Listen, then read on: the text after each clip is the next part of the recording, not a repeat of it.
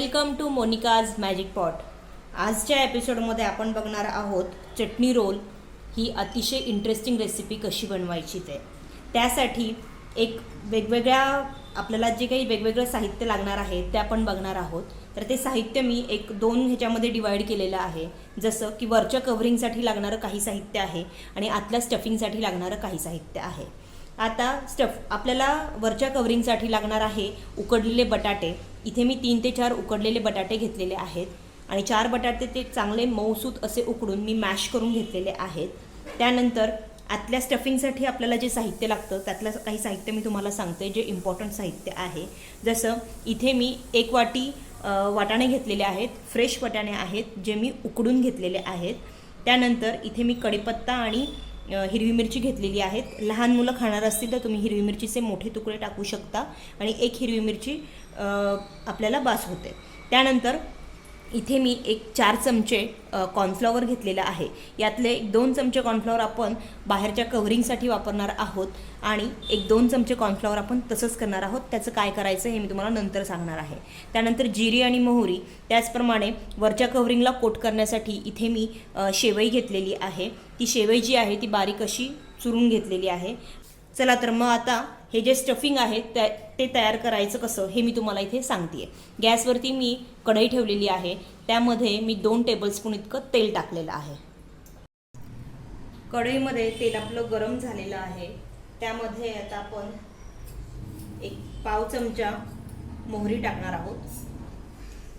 मोहरी चांगली तडतडली की आपण पाव चमचा त्यामध्ये जिरं टाकणार आहोत। चिमूटभर हिंग, पाव चमचा धना पावडर, कढीपत्ता आणि हिरवी मिरची,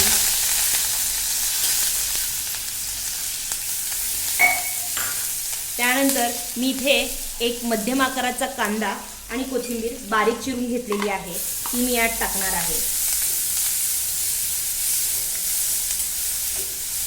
कांदा छान असा परतून घ्यायचा आहे। कोथिंबीर मुद्दामून आपण ह्या फोडणीतच टाकायची आहे, त्यामुळे त्याचा एक खूप छान स्वाद जो आहे तो आपल्या या स्टफिंगमध्ये येणार आहे। यासाठी कांदा ऑप्शनल आहे, तुम्हाला आवडत नसेल नाही टाकला तरी देखील चालेल। आता हा जो कांदा आहे तो छान परतून घ्यायचा आहे। इथे कांदा आपला छान परतून झालाय अगदी मस्त असा। आता या परतलेल्या कांद्यामध्ये आपण टाकणार आहोत हे 1 वाटी आपले शिजवून घेतलेले मटार आणि ते देखील आपण छान मिक्स करणार आहोत। आता आपण पोटॅटो मॅशरने हा जो मटार आहे तो थोडा मॅश करून घ्यायचा आहे अशा प्रकारे, म्हणजे सगळं मिश्रण जे आहे ते छान असं एकजीव होईल।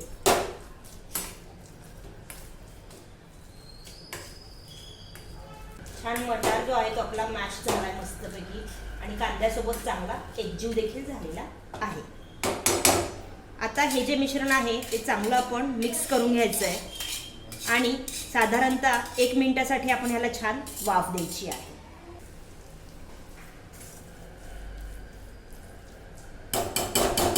याला छान बॉन्डिंग मिळावं यासाठी 1-2 टेबलस्पून उकडलेला बटाटा जो आहे तो मॅश केलेला तो यात टाकायचा आहे, जेणेकरून आपल्या या मिश्रणाला चांगलं असं बॉन्डिंग येईल। हे बघा खूप छान मस्त झालेलं आहे। आता 1 मिनिटासाठी याला वाफ देऊयात। 1 ते 1.5 मिनिट झालाय, मस्त वाफ आलेली आहे। आता यामध्ये चवीसाठी म्हणून आपण पाव चमचा गरम मसाला टाकणार आहोत। हा देखील ऑप्शनल आहे, लहान मुलं खाणार असतील तर तुम्ही अवॉइड करू शकता। आणि आता यामध्ये आपण टाकणार आहोत चवीनुसार मीठ आणि आपले हे जे मिश्रण आहे ते छान आपण एकत्र करून घेणार आहोत। आता आपण गॅस बंद करायचा आहे आणि हे जे आपलं मिश्रण आहे ते छानपैकी आपण थंड होऊ द्यायचं आहे। मिश्रण आपलं छान थंड होतंय तोपर्यंत आपण कव्हरिंग कसं करायचं ते पाहून घेऊयात। ठेवायचं कढईमध्येच म्हणजे पटकन थंड होतं।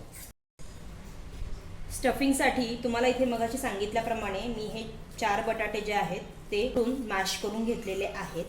आता या मॅश केलेल्या बटाट्यांमध्ये आपण 2 टेबलस्पून इतकं कॉर्नफ्लॉवर टाकणार आहोत. त्याला एक छान बाइंडिंग यावं यासाठी आणि थोडा कुरकुरेपणा यावा यासाठी. आणि हे आता एकदा मिक्स करून घेऊया. चवीसाठी म्हणून थोडंसं आपण यामध्ये मीठ टाकूया, म्हणजे कवरिंगला छान एक चव येईल. तिखट आवडत असेल तर तुम्ही या कवरिंगसाठी थोडी हिरवी मिरची देखील बारीक वाटून टाकू शकता. पण मी ऑलरेडी आता स्टफिंगमध्ये हिरवी मिरची टाकली आहे, गरम मसाला देखील टाकला आहे, म्हणून मी कवरिंग जे आहे ते प्लेन टेस्टचं ठेवणार आहे. त्याच्यामध्ये तिखटपणा वाढवणार नाही आहे. हे बघ, छान असं आपलं हे कवरिंग जे आहे ते मस्त तयार झालेलं आहे. आता एकदा हाताच्या साह्याने याचा आपण छान गोळा करून घेऊया.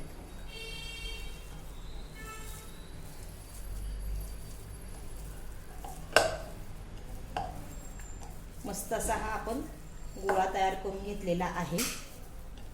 आता याचे आपण छोटे छोटे लिंबाच्या आकारा एवढे असे गोळे तयार करून घ्यायचे आहेत. हे बघा, अशा प्रकारे हे अशा प्रकारे आपण गोळे तयार करून घेऊयात.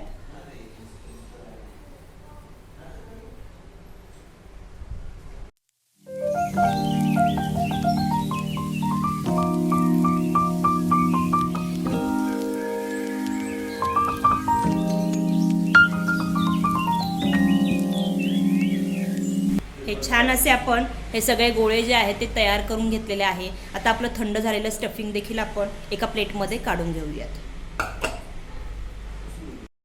इथे आपण स्टफिंग काढून घेतलेलं आहे. आता हे जे कॉर्नफ्लॉवर आपण मगाशी शिल्लक ठेवलेलं होतं 1-2 चमचे, त्यामध्ये आपण थोडंसं पाणी ॲड करून त्याची स्लरी तयार करून घेणार आहोत.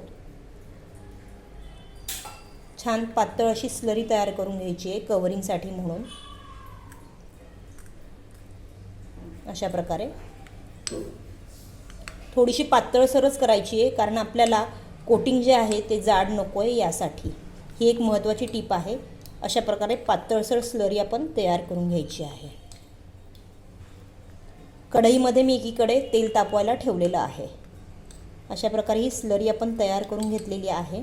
आता आपण जो गोळा तयार करून घेतला होता तो एक गोळा आपण हातात घ्यायचा आहे आणि त्यामध्ये अंगठ्याच्या साहाय्याने थोडासा असा खड्डा तयार करून घ्यायचा आहे.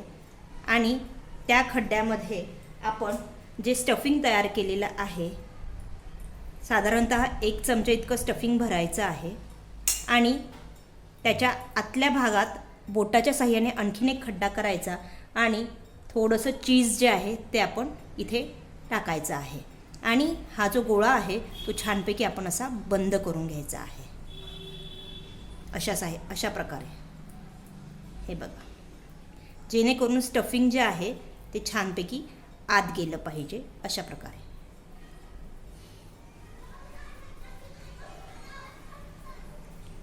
हे बघा, हा पुन्हा मी गोळा तयार केलेला आहे. आणि तुम्हाला हवं असल्यास तुम्ही त्याला दंडगोल असा देखील आकार देऊ शकता या पद्धतीने. आता अशा प्रकारे आपण आपले सर्व गोळे जे आहेत ते तयार करून घेऊयात. मी तुम्हाला आणखीन एक गोळा तयार करून दाखवते. यामध्ये आपण असा हा खड्डा तयार करून घेतलेला आहे. यात आपण हे स्टफिंग भरून घेतोय आणि या स्टफिंगच्या आतल्या बाजूला आपण थोडं चीज टाकतोय. चीजमुळे एक छान चव येते म्हणून आपण चीज टाकणार आहोत. आणि आता हा जो गोळा आहे तो छानपैकी आपण बंद करून घ्यायचा आहे. अशा प्रकारे बंद करून घ्यायचा आहे. आणि पुन्हा असा तो गोल करून घ्यायचा आहे. आणि तुम्हाला हवा असल्यास तो गोल ठेवा, अथवा तुम्हाला हवा आहे तर तुम्ही दंडगोल देखील असा शेप करू शकता. या पद्धतीने आपण सर्व गोळे जे आहेत ते तयार करून घेऊयात. इथे आपण हे आपले रोल्स जे आहेत ते तयार करून घेतलेले आहेत. आता तो आपण आपल्या या कॉर्नफ्लॉवरच्या लिक्विडमध्ये असा डीप करून घ्यायचा आहे. आणि त्यानंतर अलगदपणे आपण ही जी शेवई घेतलेली आहे त्यावरती आपण तो टाकणार आहोत आणि छान असं त्यामध्ये रोल करून घेणार आहोत.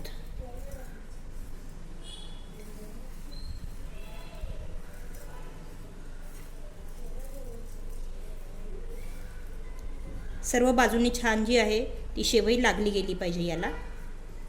आणि आता आपण अशा प्रकारे हे बाकीचे रोल्स जे आहेत जेवढे आपण एका वेळी फ्राय करणार आहोत ते तयार करून घ्यायचे आहेत.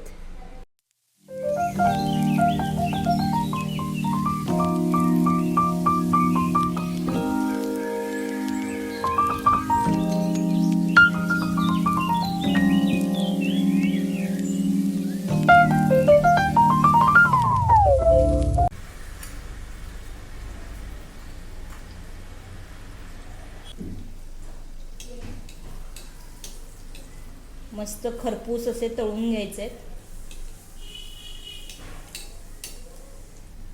खूप छान टेस्टी असा हा पदार्थ आहे. मुलांना तर खूप जास्ती आवडतो. त्यामुळे तुम्ही ही रेसिपी नक्की ट्राय करून पहा.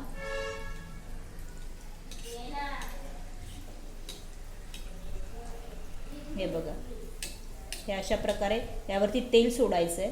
म्हणजे जसं खालच्या बाजूने ते तळत जातं त्याचप्रमाणे वरच्या बाजूने देखील ते तळायला सुरुवात होते. मंद आचेवरती छान तळून घ्यायचे आहेत. रोल आपले मस्त छान असे फ्राय झाले. हे बघा, तुम्ही ते बघू शकता. तेल पूर्ण आपण नितरून काढायचं आहे. छानपैकी टिश्यू पेपरवरती काढून घेऊया. एक्सेस ऑइल जे असेल ते देखील निघून जाईल. हे बघा किती सुंदर असे आपले हे चटणी रोल रेडी झाले आहेत. छान आता सर्व करून घेऊया. पाहत रहा मोनिकाज मॅजिक पॉट. पुन्हा एकदा भेटूयात अशाच एका छान रेसिपीसही. Till then bye bye and enjoy. चटणी रोल रेडी करून घेतलेत. आता ते मस्त सर्व करून घेऊयात. खूप मस्त इंटरेस्टिंग यम्मी अशी ही रेसिपी आहे. तुम्ही नक्की ट्राय करा आणि तुमचा फीडबॅक मला यूट्यूबवरती नक्की कळवा. मला खूप खात्री आहे की तुम्हाला ही जी रेसिपी आहे ती नक्कीच आवडणार आहे. तर अशी ही अफलातून रेसिपी ट्राय करा. थोडासा वेळ जास्ती जातो पण रेसिपी अतिशय अशी यमी होते. तेव्हा नक्की ट्राय करा आणि ही छानपैकी सर्व करा अशी चिंचेच्या चटणीसोबत. तुम्हाला मी यातला एक चटणी रोल थोडा कट करून दाखवते आणि तो किती क्रिस्पी आणि छान होतो हे तुम्ही स्वतः पाहतात. हे बघा आहे. हे बघा, तुम्ही आवाजावरून तुम्हाला समजू शकतं की रोल किती छान क्रिस्प झालेला आहे. असा हा रोल बघा. त्यातलं चीज मस्त असं मेल्ट झालेलं आहे आणि खूप छान असा हा रोल झालेला आहे. तेव्हा नक्की ट्राय करा आणि मला कळवा रेसिपी कशी वाटली. पाहत रहा मोनिकाज मॅजिक पॉट. पुन्हा एकदा भेटूयात अशाच एका छान रेसिपीसही. Till then bye bye and enjoy.